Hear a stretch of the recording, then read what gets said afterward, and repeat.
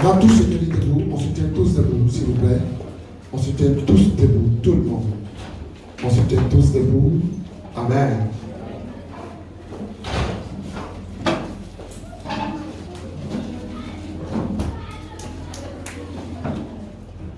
Avec moi, tu vas chanter ce cantique. C'est un cantique très important, un cantique très précieux pour moi. Un cantique qui va nous permettre de commencer le message. Amen. Happy birthday to you. Happy birthday to you. Happy birthday to you, Papa Shah. Happy birthday to you.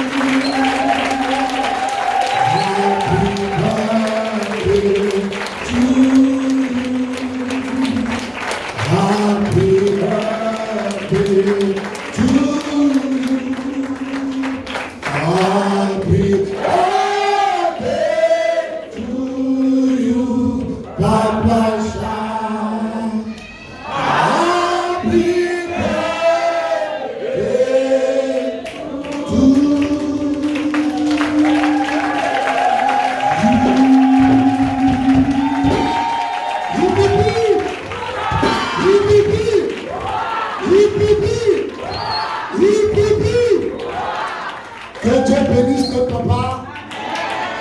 Depuis hier, il a sonné la 70e cloche.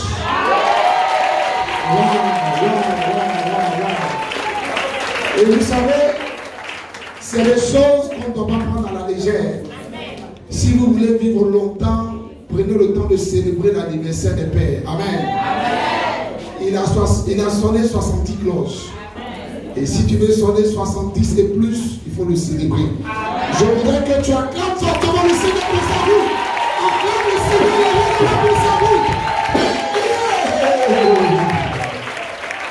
Tu vas éteindre ta main vers lui.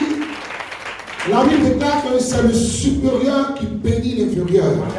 Mais nous croyons qu'un enfant aussi petit de bonnes paroles à son père.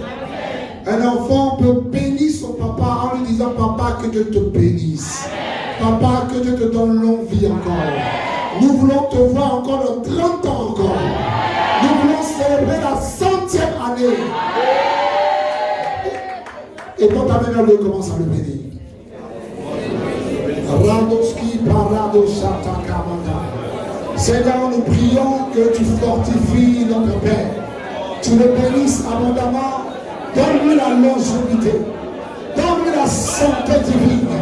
Accorde-lui encore, Seigneur mon Dieu, 30 et 40 ans. Nous voulons le voir chaque jour avec nous. Nous voulons le voir en bonne santé.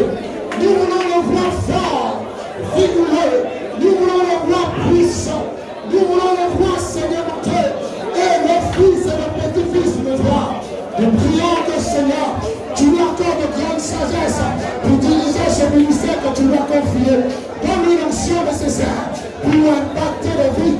Donne-lui, Seigneur, roi, Seigneur, tout ce dont il a besoin pour être heureux, Seigneur, dans ces vieux jours. Nous prions, Seigneur, que rien, Seigneur, n'atteigne sa santé. Restaure ses organes, restaure ses os, restaure ses nerfs, restaure ses veines, restaure, Seigneur mon Dieu, tout ce qui lui rendra le compose. Nous prions que, Seigneur, rien ne lui manque en Père. Bénis-le dans ces deux jours. Donne-lui la santé, donne-lui la joie de vivre, donne-lui la paix. Nous te bénissons et dans le puissant de Jésus-Christ de Nazareth, nous avons prié que quelqu'un acclame le Seigneur. Alléluia. Amen. Que Dieu te bénisse, tu peux te rasseoir. Je crois que le culte a déjà réussi. Même si je ne prêche pas, on a été béni. Amen. Parce que voir le vieux être en bonne santé, amen, c'est pour nous une grande bénédiction. Alléluia.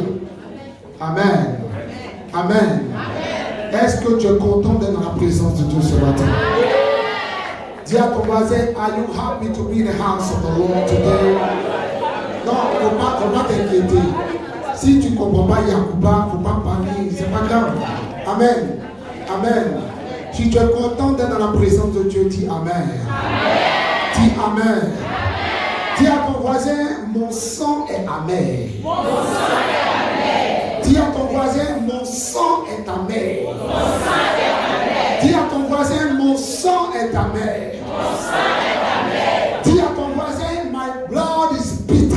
My blood is bitter. Dis-lui, my blood is bitter. My blood is bitter. Dis mon frère, je t'informe ce matin que mon sang est amer.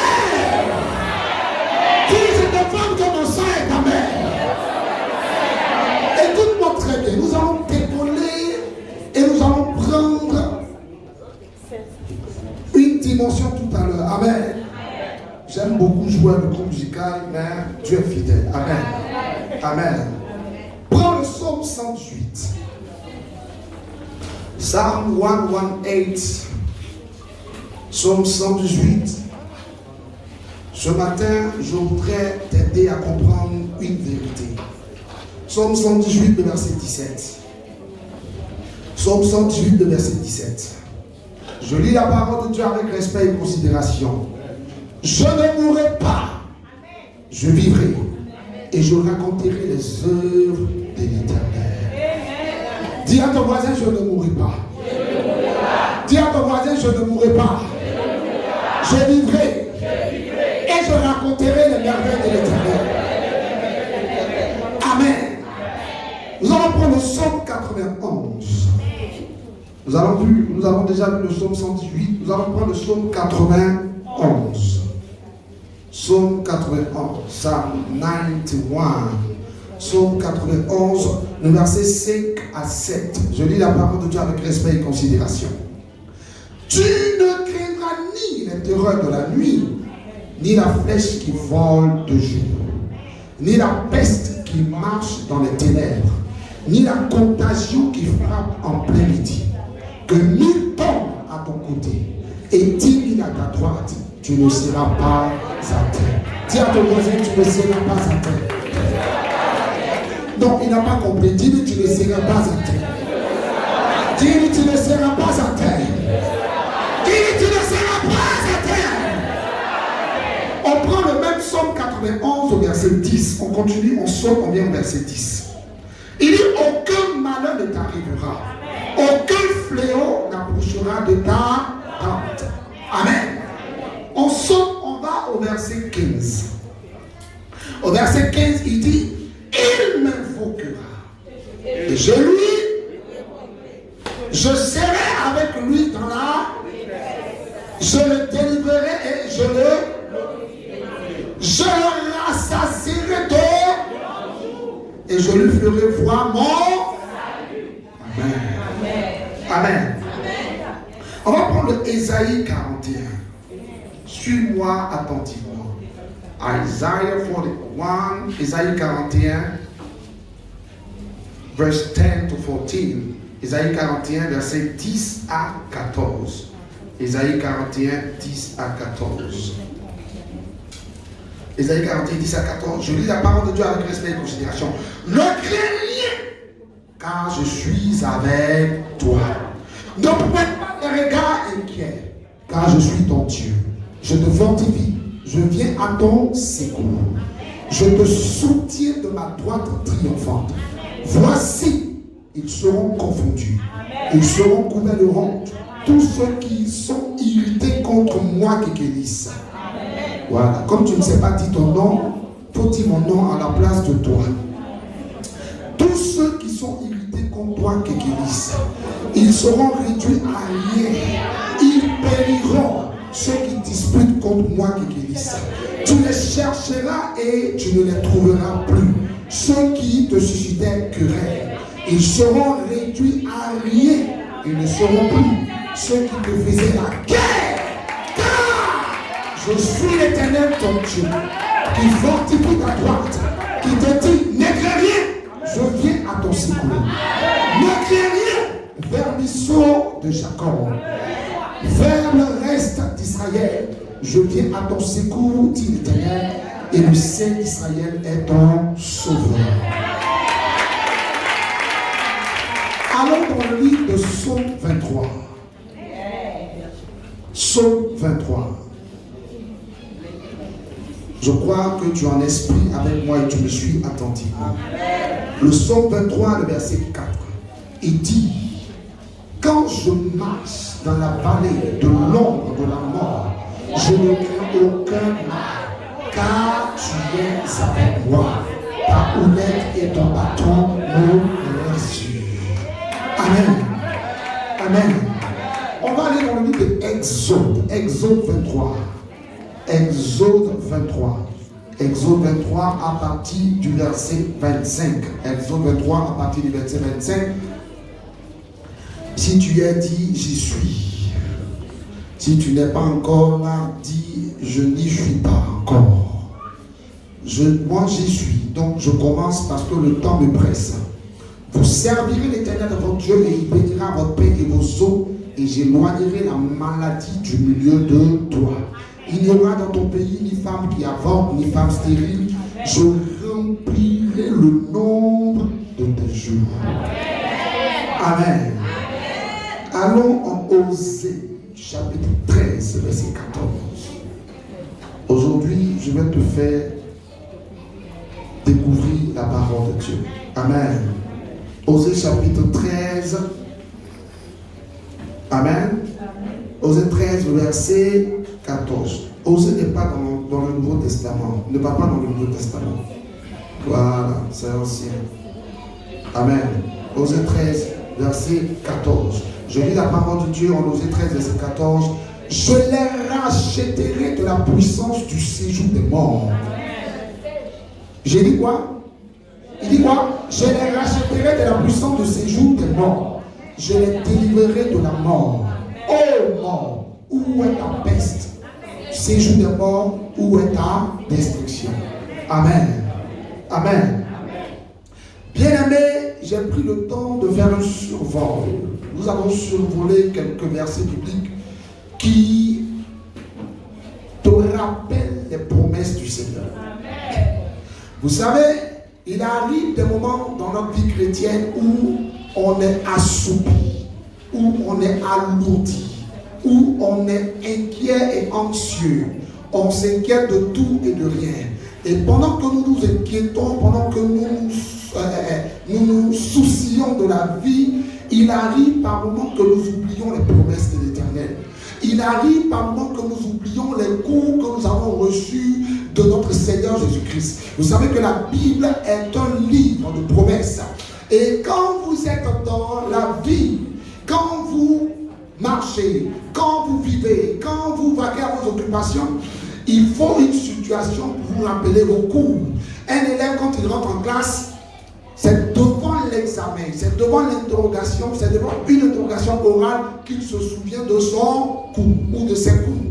Vous savez, si il y a un examen, il y a une interrogation que vous n'avez pas la capacité de vous rappeler vos cours, excusez-moi pour l'expression, vous êtes en paix. Vous avez des problèmes. Simplement parce que on a besoin à l'instant d'une réponse. Et la réponse ne viendra de personne d'autre que de vous, parce que c'est à vous que la question est posée. Et quand nous allons prendre la Bible, plusieurs promesses ont été faites dans la Bible. Et nous venons de lire quelques promesses. Ce n'est pas toutes les promesses. Dieu a plusieurs, il a des milliers et des milliers de promesses dans la Bible. Mais nous avons lu tout à l'heure quelques promesses qui parlent de quoi? Qui peut me résumer de quoi il s'agit? Dans toutes ces promesses, qui peut me résumer? Qui peut me dire de quoi il s'agit? Qui peut me dire de quoi il s'agit? Amen. Oui. Un shalom. Amen. L'Éternel nous promet de ne point nous craindre qu'il est ici à nos côtés. il est toujours à nos côtés. Très bien. Vous savez, Dieu nous promet qu'il est toujours à nos côtés. Et quand nous lisons tous ces passages, nous allons découvrir une vérité. La vérité, c'est que tout tournait autour de la mort.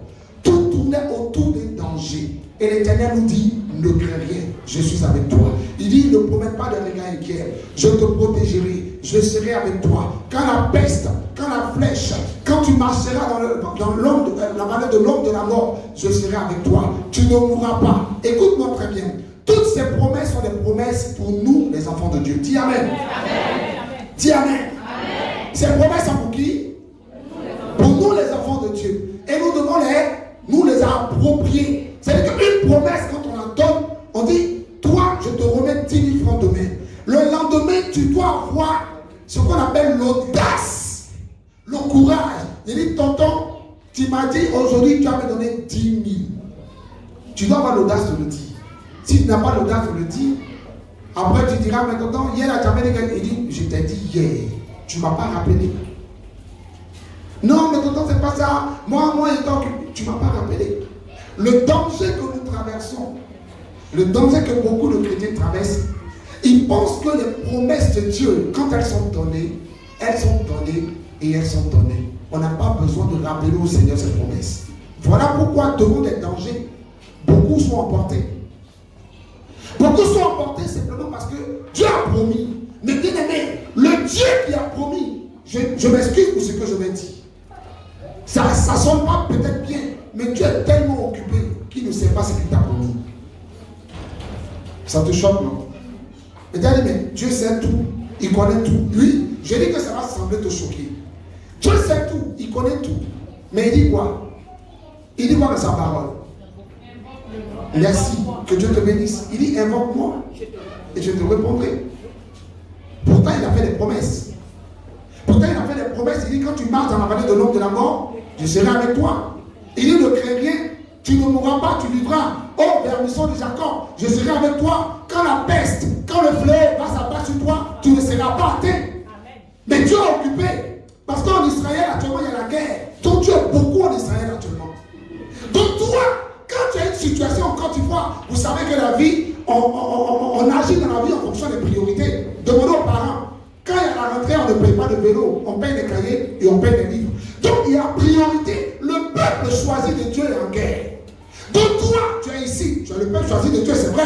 Mais tu es ici. Et là-bas, ça chauffe. Ils ont tellement appelé Dieu que tu es beaucoup là-bas. Donc il y a un moment dans ta vie, quand tu traverses une situation, tu dois rappeler à Dieu. Parce qu'il t'a dit, invoque-moi. Et quand tu l'invoques, en ce moment, il se souvient des promesses qu'il t'a faites et il vient à ton secours. Le problème, c'est que Dieu vous a dit, il dit, par mes maîtresses, vous avez été guéris.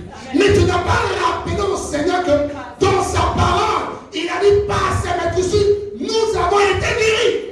Donc tu es en train d'accommoder, tu es en train de déberger la maladie dans ton corps. Tu subis, et puis tu es là. Moi-même, depuis là même, je souffre. Mon ami, tu vas souffrir et tu risques de souffrir jusqu'à être emporté par la mort. Simplement parce que tu ne te rappelles pas des promesses de Dieu. Les chrétiens n'ont plus le temps de la parole. Les chrétiens n'ont plus le temps de la parole. La parole de Dieu, c'est les promesses de Dieu. Et Dieu dit quoi? Il dit, ma parole est oui et amen. Ça veut dire que moi, Dieu, ma parole est au-dessus de moi. Dieu n'est pas au-dessus de sa parole. Il dit, sa parole est au-dessus de lui. Ça veut dire que lui, Dieu, là, il est défini par sa parole. Donc, il est obligé de réagir. Quand tu lui rappelles sa parole, quand tu lui dis, Seigneur, tu as dit, quand je marcherai, tu seras avec moi. Tu as dit, 1000 tomberont à mes côtés, 10 000 à ma droite, et je ne serai pas atteint. Tu es dans une situation, toi tu sais que sans rappeler à Dieu ses promesses, la situation risque de t'avaler. Mais tu as fermé ta bouche, tu es assis, et tu dis, ah Seigneur, depuis là tu ne viens pas. Dieu ne viendra pas tant que tu ne l'invoques pas. Le problème de beaucoup de chrétiens, on n'est pas conscient que Dieu veut qu'on soit des étudiants de la parole de Dieu. Voilà pourquoi papa nous dit tous les jours, venez à l'enseignement. Pourquoi? C'est à l'enseignement qu'on découvre les promesses de Dieu. C'est à l'enseignement qu'on comprend qui est Dieu. C'est à l'enseignement qu'on sait ce que Dieu a prévu pour nous. C'est à l'enseignement qu'on sait ce qui doit nous arriver. Et si de nous arriver. C'est l'enseignement de savoir ça. Il y a des choses qui doivent t'arriver, mais il y a des choses qui n'ont pas le droit de t'arriver. Parce que la Bible te dit que ces choses, tu ne les mérites pas. Tu ne mérites pas la mort prématurée. Mais la mort prématurée est venue devant toi, en train de faire cacamoulou. Et tu n'as pas le droit de lui dire, je ne mourrai pas, je vivrai pour raconter les merveilles de l'éternel. Là, Père l'éternel, il dit venez nous plaidons. En Esaïe, il dit venez plaidons. C'est moi quoi? Si vos péchés sont quoi? Noir comme du cramoisi, quoi? Je ferai quoi? Je regardais quoi? Blanc comme là? Il dit venez plaidons. Ça veut dire venez. Rappelez-moi ce que je vous ai dit. Si je sais qu'il a dit ça, il réagit maintenant. Bien aimé, tu es assis. Le Dieu d'Israël t'attend. Tu n'es pas capable de lui rappeler ses promesses. Tu n'es pas capable de lui dire Seigneur, tu as dit dans ta parole. Ah, oh, il dit oui, c'est moi qui ai dit. Qu'est-ce que le Seigneur réagit? Ta parole est au-dessus de toi. La parole de Dieu est l'intégrité de Dieu. On dit non, s'identifie quoi? À sa parole. Quand lui là, c'est un menteur. C'est sa parole qui fait de lui un menteur. Quand lui là, c'est un homme honnête. C'est sa parole qui fait de lui un homme honnête. Donc un homme là, il est respecté sur la part de sa parole. Bien aimé, Dieu ne peut pas accepter que toi tu lui dises qu'il est menteur. La Bible dit que Dieu n'est pas c'est un homme pour mentir. Dieu n'est plus un homme pour se repentir. Ce que sa bouche a déclaré, sa main à ta bouche, sa main va l'accomplir. Ce que sa bouche a déclaré, sa main va l'accomplir. Bien aimé, est-ce que quelqu'un peut emmener Dieu ce matin à accomplir les promesses de Dieu dans sa vie? Est-ce que tu peux te mettre en colère pour dire je n'accepte plus ce cancer qui me fatigue, je n'accepte plus cette maladie qui est en train de me détruire, je n'accepte plus cette situation de pauvreté. La Bible dit c'est un pauvre pour que je sois riche, il s'est fait malade pour que je sois guéri. Bien aimé, le temps est arrivé où tu dois dire non à la mort prématurée, le temps est arrivé où tu dois dire non à la maladie, le temps est arrivé où tu dois dire non à toutes sortes de fléaux, le temps est arrivé où tu dois te tenir de la présence de Dieu et rappeler à ton Dieu ses promesses. Si tu ne rappelles pas Dieu ses promesses, le diable va te rappeler sa méchanceté. Si tu ne rappelles pas Dieu ses promesses, les sorciers vont te rappeler la mission. La mission se trouve en justice. Le voleur ne vient que pour égorger, dérober et détruire. Mais moi, je suis venu, Raposita. Il est venu. Il y a personne qui me rappelle ce pour lequel je suis venu. Je suis venu pour quelque chose. Mais les gens de Béres ne m'appellent pas. Les gens de Béres ne me voient pas. Je suis venu pour que quelqu'un ait la vie en abondance. Mais quelqu'un ne me rappelle pas ça. Pourquoi? On est trop préoccupé. Écoute-moi, papa Connor, monsieur Connor, écoute-moi très bien. Tu ne mourras pas, tu vivras. J'ai dit tu ne mourras pas, tu vivras. J'ai dit tu ne mourras pas, tu vivras. J'ai dit tu ne mourras pas, tu vivras. Alléluia. Tu ne mourras pas, tu vivras. Le temps est arrivé de rappeler à Dieu ses promesses. Regarde, une bouche fermée est une destinée fermée. Quand tu te tais devant une situation, il y a des gens qu'on a accusés. On dit non, on appelle ça comment? Fausse accusation. Est-ce que tu sais que s'il y a un esprit de fausse accusation sur toi que tu ne parles pas, pour te défendre, tu seras mis en prison?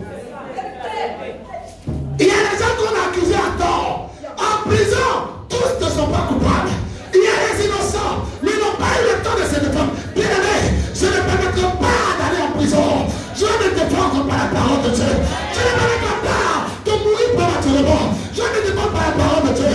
Je ne permettrai pas que les sorciers de mon village s'asseyent sur moi. Je vais me défendre par la parole de Dieu.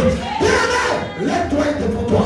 Tu dois te défendre. Tu ne dois plus rester les bras croisés après lycée, les bras croisés à te lamenter.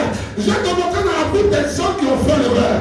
Je vais te montrer dans la Bible des gens qui ont fait des erreurs monumentales. Regarde, une erreur monumentale va te retrouver au cimetière. Je vais te montrer les gens qui ont fait des erreurs monumentales. Prends ta Bible avec moi. Alors, Actes chapitre 12. Zoutou Tabaya.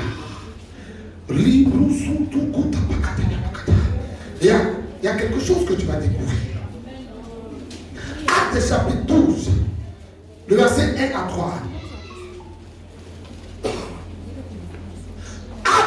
chapitre 12, la Bible dit, vers le même temps, le roi Hérode se mit à maltraiter quelques membres de l'église.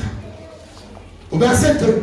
Et il fut, nourri par le père qui? Jacques, frère de qui?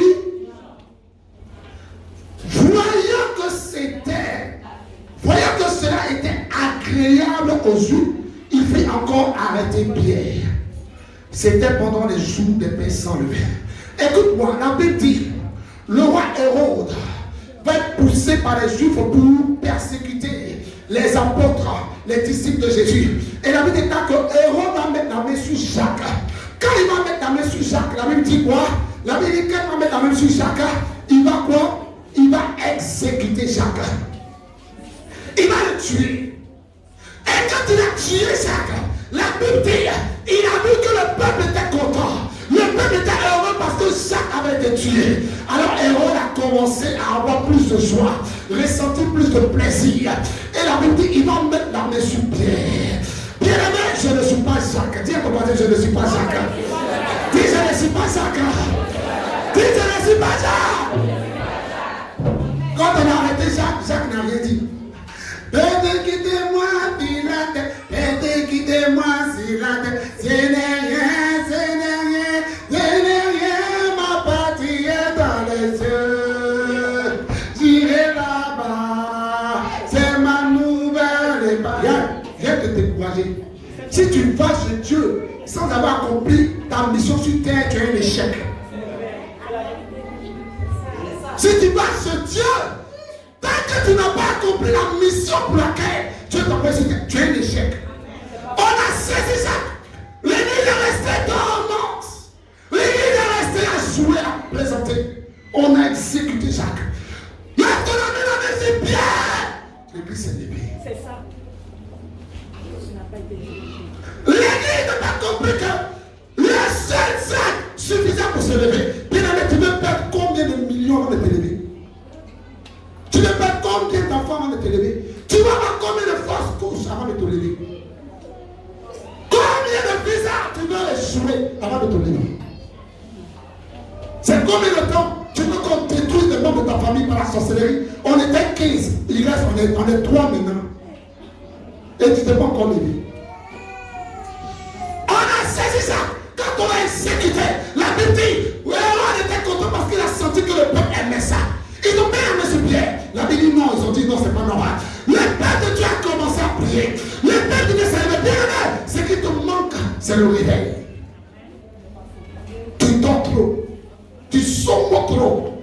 Ce qui te manque, c'est cette révolution spirituelle qui doit émaner de ton intérieur. Non, assez, c'en est assez. Trop, c'est trop. Il y a cette conscience que tu prends qui te met dans une domination, une position de domination. Ils ont été ça. Ils ont mis la main sur Pierre. L'église a commencé à prier. C'est quand l'église a prié. L'église a prié après avoir perdu des champions. L'église a servi pour prier après avoir perdu des millions. L'église a servi pour prier après que le monde nous ait appuyés.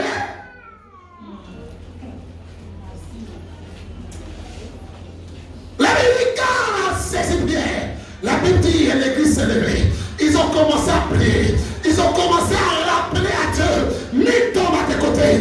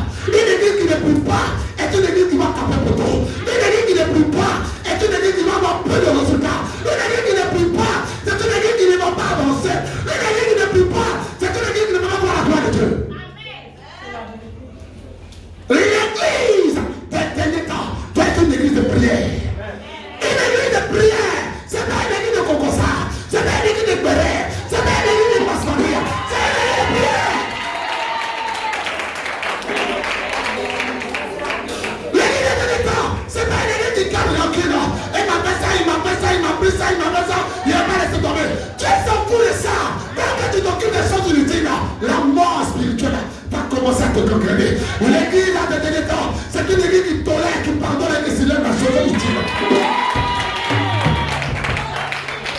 L'église de dernier temps, c'est cette église là qui dit mon frère, peu importe ce que tu vas faire, je sais que tu n'es pas comme ça, je laisse tomber. Mais il y a quelque chose de plus important.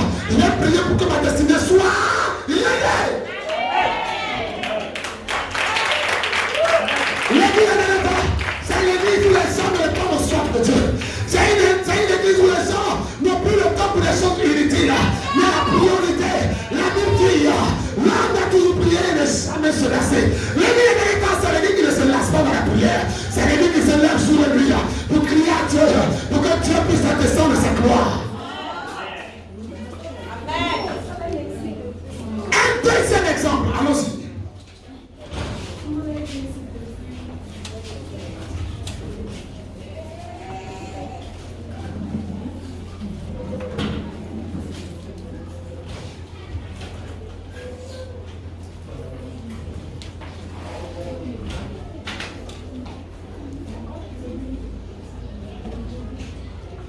Chapitre 7. Actes chapitre 7, de verset 54 à 59. Actes chapitre 7, de verset 54 à 59.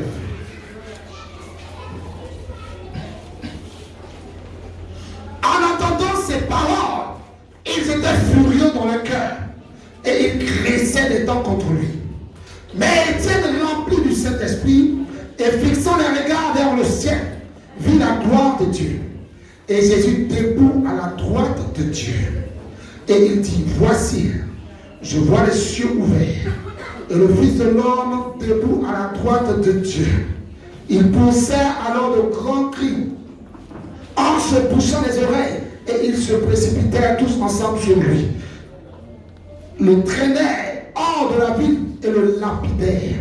Les témoins disposèrent leurs vêtements aux pieds d'un jeune homme nommé Saul. Et il lapidait Étienne qui priait et disait, Seigneur Jésus, reçois mon esprit. Qui connaît Étienne? Étienne était parmi les diacres. Mais Étienne n'est pas un simple diacre. Excusez-moi du terme si je dis simple diacre. Je dis que les diacres, en général, les diacres sont des gens qui servent Dieu dans l'église. Mais beaucoup de diacres, excusez-moi pour ce que je vais dire, beaucoup de diacres n'ont pas cette vie de consécration parce qu'en réalité, ils ne sont pas en plein dans le ministère. Donc, on leur pardonne cela. Ils ne sont pas en plein dans le ministère. C'est des gens qui sont comme des administrateurs dans l'église. Leur rôle, c'est d'organiser. Ils gèrent la partie administration de l'église. On doit manger, on organise la nourriture. On doit boire, on organise. C'était ça le rôle des diacres. Mais la Bible dit pas que Étienne était un diacre qui sortait du lot. Parce que lui, en plus du service dans l'administration de l'église, il avait un cœur pour les choses de Dieu. Et la Bible ici dit que Étienne était un homme rempli de l'esprit. Je viens quelque part, écoute-moi très bien. Il était un homme rempli de l'esprit. La Bible dit que quand on l'a attrapé, on l'a saisi. Parce qu'on a vu en lui une faute. Alors on voulait quoi? Le tuer. Et pendant qu'on l'a saisi, la Bible dit qu'il était rempli de l'esprit. Et quand on l'a envoyé pour le tuer, la Bible dit quoi? Il a vu quoi? Dieu quoi? Il avait quoi? Non, il y a un mot qui m'a... On dit, mais Dieu fut avec lui et... Non, pardon. 7, c'est quelqu'un. On dit quoi? Il dit quoi? Il poussait alors de grands cris en se... Voilà, il dit, voici je vois les cieux ouverts et le Fils de l'homme debout à la droite de... Debout à la droite de qui? Écoute-moi, cette expression, elle est très importante. La Bible dit qu'il a vu le Fils de l'homme debout à la droite de Dieu. La Bible dit que Dieu se lève. Et que quoi? Que quoi? Donc quand il a vu le Fils de l'homme debout, en réalité, Jésus était prêt à intervenir. Il était sur le point d'intervenir pour sauver Étienne. Mais Étienne a oublié les promesses de Dieu. Étienne n'a pas dit Seigneur, viens à mon secours. Il dit Seigneur, je remets entre tes mains mon esprit. Bien-aimé, si tu veux remettre entre les mains de Dieu ton esprit, c'est que tu dois finir d'accomplir ta mission. Étienne est mort de façon prématurée. Mais Étienne a laissé les émotions l'habiter. Il y a beaucoup de critiques qui sont émotionnelles. Dans une situation où il doit parler, moi il dit, Moi, il dit rien. On n'a pas dit de faire par là. On dit de rappeler à ses promesses. Étienne est resté pour souper. Il a eu une grande vision où il a vu l'Éternel. Le trône de Dieu et Jésus debout. Écoute-moi, la Bible dit qu'il est assis. Jésus est assis quoi? Jésus est assis quoi? À la droite du Père. Mais pourquoi Jésus était debout? La Bible dit qu'il est assis à la droite du Père. Mais la Bible dit qu'il a mis le fils de l'homme debout. Aïe, brandos. Et il a été debout. Bien aimé, Jésus était sur le point d'éternité. C'est ce que tu m'as dit qui m'a fait. J'ai dit, vous l'éternité. Il dit, Père, je remets entre tes mains mon esprit. J'ai dit, petit Dieu, kawa. Et puis Jésus allait s'asseoir. Pourquoi? Parce que mes promesses disent, je te donnerai longévité. Étienne, pourquoi tu as mis la honte sur moi? Jésus est assis à la porte du Père. Mais la Bible dit, j'ai vu le Fils de l'homme debout. Le Fils de l'homme était debout parce qu'il sentait que toi, tu étais en danger. Mais au moment de l'invoquer, tu t'es tué. Et tout ce que tu as fait, c'est de nous remettre ton esprit. Moi, je ne suis pas prêt à remettre mon esprit au Seigneur. Je n'ai pas encore fini d'accomplir ma mission sur terre. Je déclare ce matin, toute personne que la mort prématurée va emporter. Je déclare que la mort prématurée est dégagée de ta vie au nom de Jésus. Il est jamais dans mon esprit en tes mains. Qui t'a dit que c'est le temps de remettre ton esprit en mes mains? L'église doit se propasser. L'église doit gagner les extrémités de la terre. Et toi déjà, tu remets mon esprit en tes mains. Étienne a oublié les promesses de Dieu. Regarde comment Étienne est mort. Étienne est mort. Et celui qui a tué Étienne, quand celui qui a tué Étienne a pris la lettre, il allait où? On avait dit, il allait à Damas. C'était qui? Saul de Tarse. Saul de Tarse s'appelait Paul aujourd'hui. La vérité, quand il a fini de tuer Étienne, il allait à Damas pour persécuter l'église. Mais quand Dieu s'est levé contre lui, il a été frappé. Il a dit, qui es-tu, Seigneur? Paul lui-même. Vous savez que Paul était un homme des Écritures. C'était un disciple de Gamaliel. Donc Paul était versé dans la Torah. Il connaissait la promesse de Dieu. Quand Dieu s'est levé contre lui pour lui faire du mal, il dit, qui es-tu, Seigneur?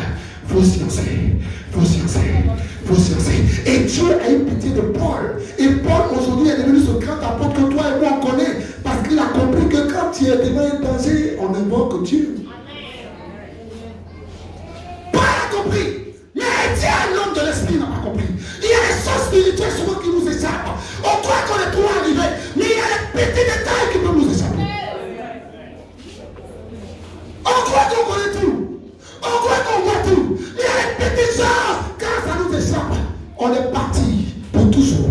Étienne, un homme de l'esprit, Étienne, un homme que Dieu utilisait, n'a pas compris que Dieu était sur le point de vue. Il dit, j'ai vu le Fils de Dieu. Tu as vu et puis tu n'as pas appelé. Tu l'as vu, pourtant tu dis que la vie, c'est pas nous on a dit. Il dit, j'ai vu le Fils de Dieu debout. Il dit que Jésus est assis à la. Jésus est toujours assis, mais ce soir il est debout.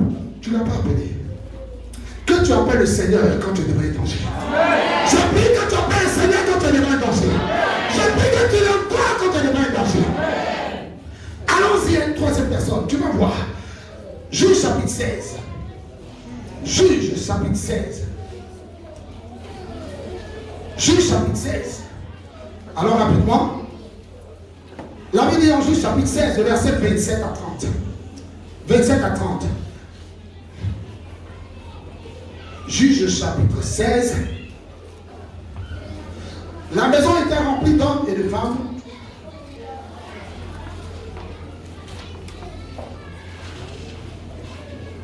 Ok.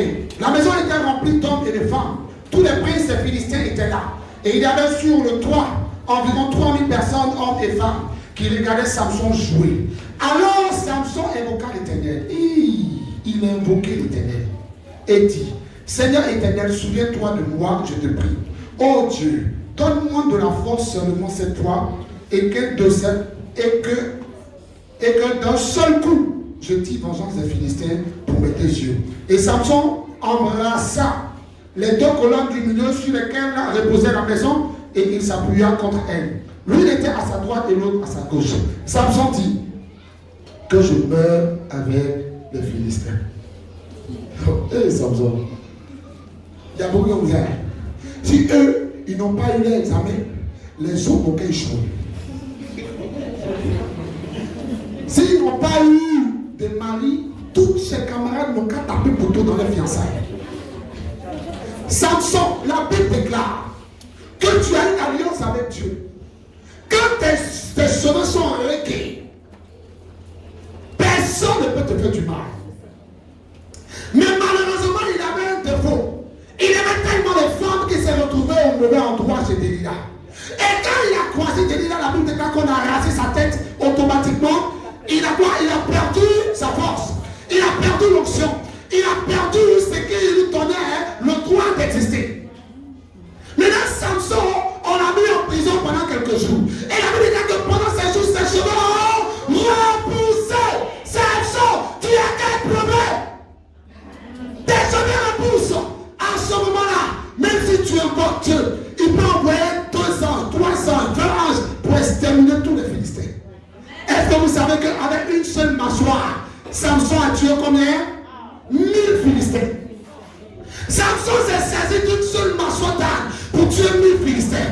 Et ses cheveux ont poussé. La Bible, il y avait 3000 personnes sous le toit. Et Samson dit, Seigneur, donne-moi de m'approcher des colonnes. Donne-moi la force afin de quoi? De tuer tous les Philistins et de mourir avec eux. Tu as vu comment souvent on peut faire des vilaines prières? Toi, ton alliance fait que Dieu te protège à tout moment. Et quand tu es dans une situation, la vengeance l'anime. Il y a des gens qui sont remplis de vengeance. La vengeance l'anime tellement que ils ne veulent pas que quelqu'un réussisse. Eux aussi, ils échouent, tout le monde échoue. Esprit de vengeance. Esprit de colère. Colère extrême. Si je ne fais pas, personne ne va. Pourtant, tu peux demander au Seigneur, sauve-moi. Sauve-moi, il va te sauver. Mais tu es rempli d'animosité. La Bible dit que Samson a fait la mauvaise prière. Il a dit, Seigneur, je vais détruire tous les Philistins et mourir avec eux. Tu vas dire, Seigneur, détruire tous les Philistins et préserve-moi. Dieu allait t'exaucer. Il y avait Abraham. La Bible dit, Abraham est arrivé à Sodome et Gomorrhe. Il a dit, Seigneur, s'il y a 50 personnes, il dit, je vais les protéger. Il dit à 40, Samson Abraham est en train de négocier avec eux. Et puis tu dis, oui. Même s'il y a 20, je ne vais pas les tuer. Même s'il y a 19, je ne vais pas les tuer. Là où Abraham s'arrêta, c'est là où Dieu s'arrêta. Qu'il te soit fait selon ta foi. C'est ta foi qui détermine l'exaucement de tes prières. Ce n'est pas Dieu. C'est ta foi qui détermine l'intervention de Dieu. Ce n'est pas Dieu. C'est ta foi qui détermine si Dieu va agir ou pas. Ce n'est pas Dieu. Demandez à Étienne. Il a manifesté sa foi, Dieu a pris son âme. Demandez à Pierre et à Jacques. Jacques n'a pas manifesté, Dieu a pris son âme. Pierre a manifesté, Dieu a laissé son âme. Qu'il te soit fait selon ta foi. On n'a pas la foi. On n'a pas une foi assez courageuse, assez ferme pour dire non à la mort. Quand tu n'as pas ça, la mort va te faire un tour. Mais je prophétise ce matin, personne ici ne mourra avant son temps au nom de Jésus. Je dis personne ne mourra avant son temps au nom de Jésus. Je dis personne ne mourra avant son temps au nom de Jésus. Je dis personne ne mourra avant son temps au nom de Jésus. Tu ne mourras pas avant ton temps. Parce que tu as connu maintenant les promesses de Dieu. Les promesses de Dieu disent 1000 tomberont à tes côtés. 10 000 à ta droite, tu ne seras pas à terre. Bien aimé, je voudrais que tu dises avec moi, je ne mourrai pas avant mon temps. Et puis, tu pries comme quelqu'un qui ne sait pas ce qu'il veut. Papa, qu'on a toi seul. Faut dire, je ne mourrai pas avant mon temps. Je ne mourrai pas. Pourquoi pas laisser monsieur parler? Il sait pourquoi il dit ça. Faut dire, je ne mourrai pas avant mon temps. Je ne mourrai pas. Dis non, je ne mourrai pas. Non, je ne mourrai pas. Je vivrai. Et je raconterai les bienfaits de l'Éternel.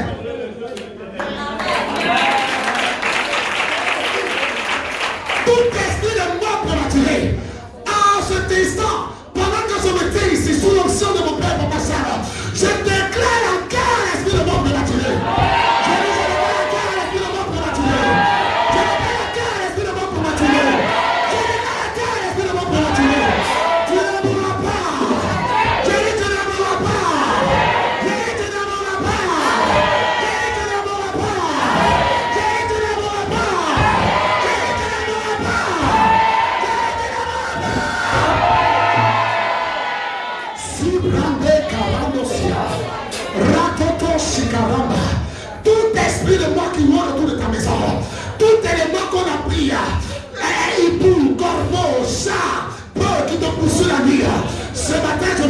dimension de Dieu. Et je déclare fort qu'il soit consumé.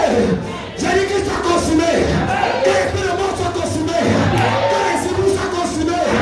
Que l'esprit soit consumé. Que les sangs noirs soient consumés.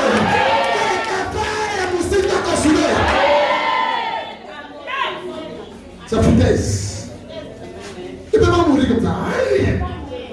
Les gens donnaient des grandes prophéties sur moi, que moi j'ai pressé dans tout le monde entier. Et puis un bon matin, il y a un ballon qui vient sur moi, et puis c'est là, il ne parle pas. Hé, champion! Faut parler. Faut parler. La nuit, Samson a dit, Seigneur, je vais les tuer et mourir avec eux. Mon Seigneur, moi je vais les tuer et vivre. Dis avec moi, je veux qu'ils meurent que moi je vis. Dis avec moi, je veux qu'ils meurent que moi je vis. Dis avec moi, je veux qu'ils meurent que moi je vis. Que mes ennemis meurent que moi je vive. Que ceux qui veulent ma mort meurent que moi je vive. Bien aimé, fais une bonne prière. Toi qui penses qu'on est en train de faire mourir, c'est une bonne prière. C'est une très bonne prière. Quand Jésus parle des promesses de longévité, tu penses qu'il va... Il sait qu'il y a des gens qui vont t'attaquer. Il sait. Il sait. Amen. Amen. Il est très conscient qu'ils vont t'attaquer. Bien aimé, Samson est mort parce qu'il n'a pas fait la bonne prière. Étienne est mort, il n'a pas fait la bonne prière. Pierre n'est pas mort, il a fait la bonne prière. Il y a une troisième personne, Ézéchias. La Bible dit quand Esaïe rentre dans sa maison pour lui dire, range ta maison, parce que tu vas mourir. La Bible dit Ézéchias va tourner sa face contre la maison, le mur de sa maison. Il regardait en direction d'Israël. Dans le temps, tu viens en Israël, ça va tenter d'évoquer Dieu. Il a parlé. Dieu a ajouté 15 années à sa vie. Qui t'a dit que Dieu ne veut pas que tu vives longtemps? Et je te rassasierai de quoi? De la jour. Tiens-toi debout. Tiens-toi debout, on fait la dernière prière, on fait une prière. Dis mon père, mon père. Tout esprit de mort. Qui rôle autour de moi et ma maison. Mon père. Au lieu que je prie. Et je bats les mains. Esprit de mort.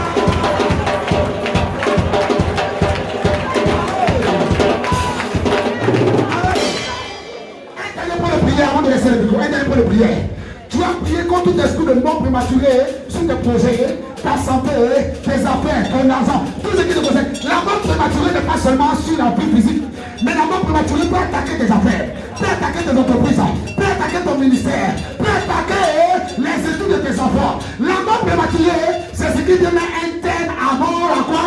Avant la date d'expiration. Amen. Elle n'a pas pu abandonner ses études avant le temps. C'est une mort prématurée de ses études.